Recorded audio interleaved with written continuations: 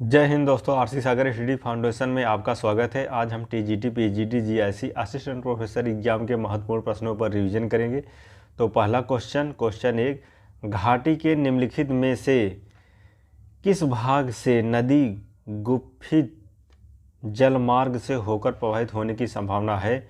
Option एक, तरुणावस्था में तीव्र ढाल वाले क्षेत्रों में। ऑप्शन बी, गिरिपाद क्षेत्र जहां तल छठ के विशाल टुकड़े निक्षेपित होने की संभावना है। ऑप्शन सी, मुहाने के निकट जहां नदी का काफ़ी कम हो जाता है। ऑप्शन डी, शीर्ष क्षेत्र के निकट। तो इसका जो सही ऑप्शन हो जाएगा ऑप्शन सी, मुहाने के निकट जहां नदी का भी काफ़ी कम हो जाता है। यह आरपीएससी लेक्चरर एग्ज़ाम 2014 में क्वेश्चन पूछा गया था। इसकी व्याख्या इस प्रकार है।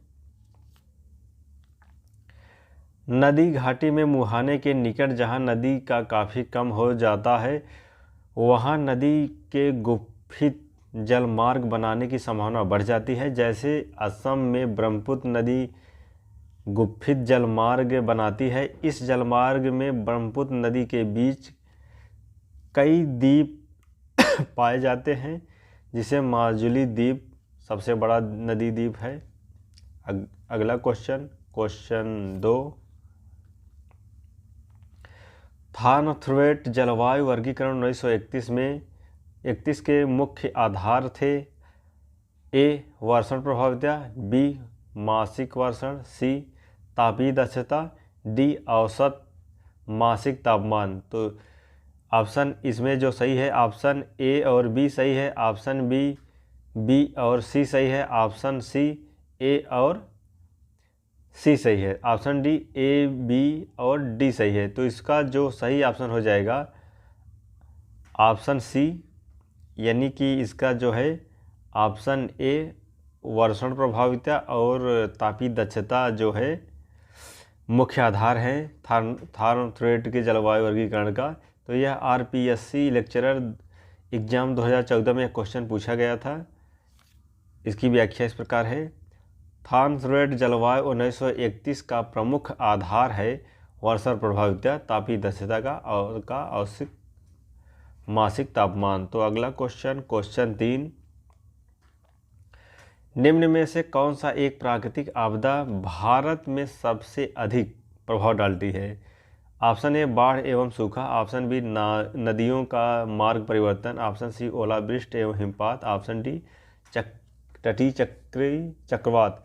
तो इसका जो सही ऑप्शन हो जाएगा ऑप्शन ए, बाढ़ एवं सूखा। इसकी व्याख्या इस प्रकार है। बाढ़ एवं सूखा प्राकृतिक आपदा भारत के अन्य प्राकृतिक जोखिम जैसे ओलावृष्टि, हिमपात, हिमस्खलन, चक्रवात, नदियों का मार्ग परिवर्तन, भूकंप, भूस्खलन, ज्वालामुखी विस्फोट, बाढ़, लिमनिंग इरप्शन, सुनामी आदि अधिक प्रभाव डालती है। अगला क्वेश्चन 4, निम्नलिखित में से कौन सा एक स्वतंत्र उद्योग है? ऑप्शन ए, लौह एवं इस्पात उद्योग। ऑप्शन बी, ऑटोमोबाइल उद्योग। ऑप्शन सी, सीमेंट उद्योग। ऑप्शन डी, सूती वस्त्र उद्योग। तो इसका जो सही ऑप्शन हो जाएगा ऑप्शन बी, ऑटोमोबाइल उद्योग। इसकी व्याख्या इस प्रकार है। स्वतंत्र उद्योग अंग्रेजी में जिसे फुटलूज इंडस्ट्री कहते हैं। स्वतंत्र उद्योग उन उद्योगों को कहते हैं जो किसी कच्चे माल पर निर्भर नहीं करता है, से जो विभिन्न कल पुर्जों पर निर्भर करता है, अर्थात किसी विशेष क्षेत्र में जहां कच्चा माल उपलब्धता के आसपास होने की आवश्यकता नहीं होती है, जैसे कंप्यूटर उद्योग, मोबाइल फ़ोन उद्योग, ऑटोमोबाइल इत्यादि।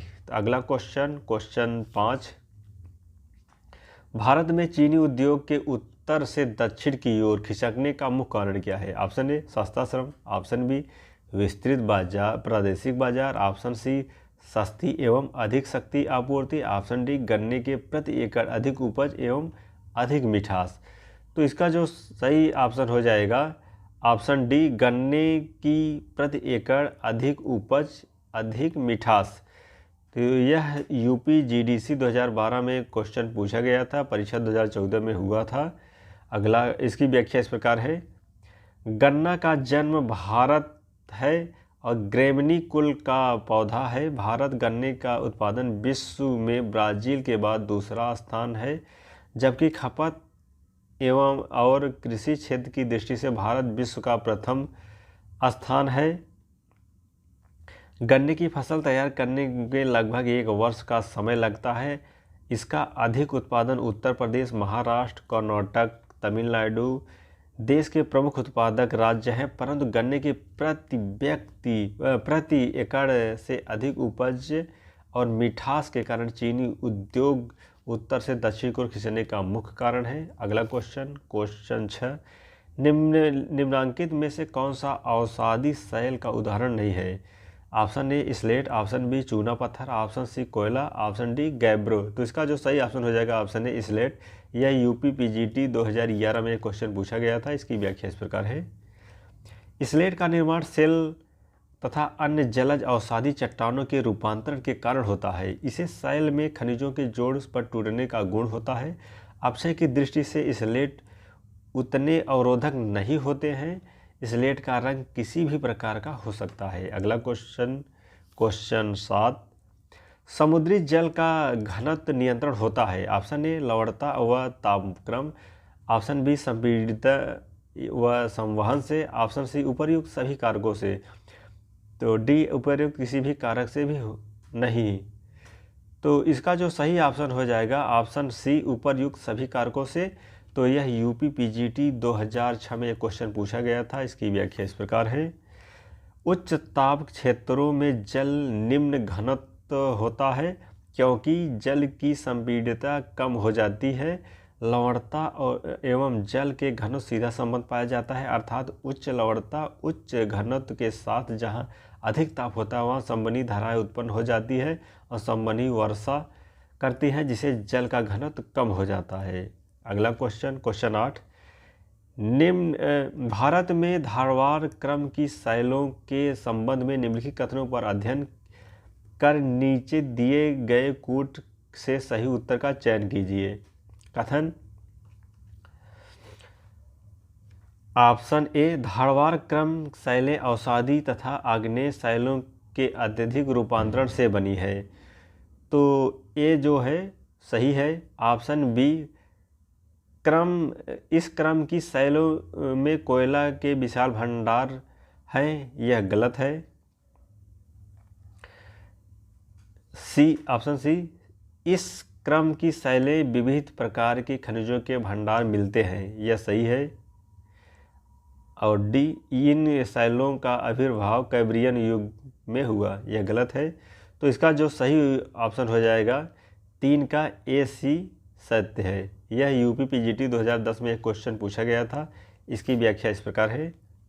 भारत के विविध प्रकार के शैलों क्रम मिलते हैं। धारवाड़ क्रम की शिलाएं उस वर्ग का प्रतिनिधित्व करती हैं जिसका निर्माण आद्य आर्कियन, नाइस एवं शिष्ट शैलों का अनाच्छादन से प्राप्त अवसादों द्वारा हुआ है। इस क्रम की शैलें विविध प्रकार के खनिजों के भंडार मिलते हैं। इसका निर्माण धारवाड़ युग में हुआ है।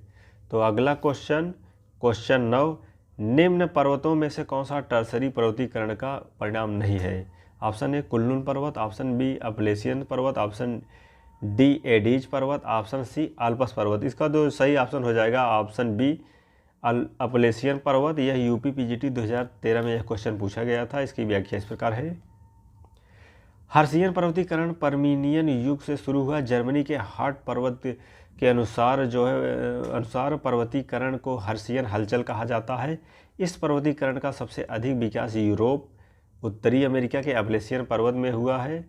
अगला क्वेश्चन 10, समुद्र तल पर पौधे एवं जंतुओं के अवशेष पक ऊर्ज के निक्षेप को कहते हैं। ऑप्शन ए पैलेजिक निक्षेप, ऑप्शन बी नरेटिक निक्षेप, ऑप्शन डी लाल मृतिका, ऑप्शन सी तटीय निक्षेप। इसका जो सही ऑप्शन हो जाएगा ऑप्शन बी नरेटिक निक्षेप। तो यह यूपी पीजीटी 2000 में पूछा गया था। इसकी व्याख्या इस प्रकार है। समुद्र तली में जमा कार्बनिक पदार्थ जो जैविक पदार्थ कहा जाता है, इस जमा का स्रोत सागर स्वयं है। इनको 2 वर्गों में रखा जाता है। पहला तट तलवासी नरेटिक या नरेटिक पदार्थ है। दूसरा है आगाध सागरस्थ या पैलेजिक पदार्थ नैरेटिक पदार्थ के अंतर्गत जीवों के अस्थिपंजर वनस्पतियों के अवशेष सम्मिलित किया जाता है, जबकि पैलेजिक पदार्थ में विभिन्न प्रकार की शैवाल अवशेष सम्मिलित किया जाता है। अगला क्वेश्चन 11 निम्नलिखित को सुमेलित कीजिए और प्रदत्त कूट के से सही उत्तर चुनिए। सूची 1 में जनसमूह, सूची 2 में अर्थव्यवस्था। तो एशियाई जो है एक कृषि प्रधान है, यूरोपियन जो है ये निर्माण उद्योग प्रधान है, अमेरिकन जो है ये जो है उद्योग तकनीकी वाणिज्यिक कृषि प्रधान है, अफ्रीका जो है अल्प विकसित है। तो इसका जो सही ऑप्शन हो जाएगा ऑप्शन डी सही है। यह यूपी पीजीटी 2004 में क्वेश्चन पूछा गया था। इसकी व्याख्या इस प्रकार है, एशियाई जो है कृषि प्रधान देश है, यूरोपीय निर्माण उद्योग प्रधान है, अमेरिकन उद्योग तकनीकी एवं वाणिज्यिक कृषि प्रधान है, अफ्रीका अल्प विकसित है।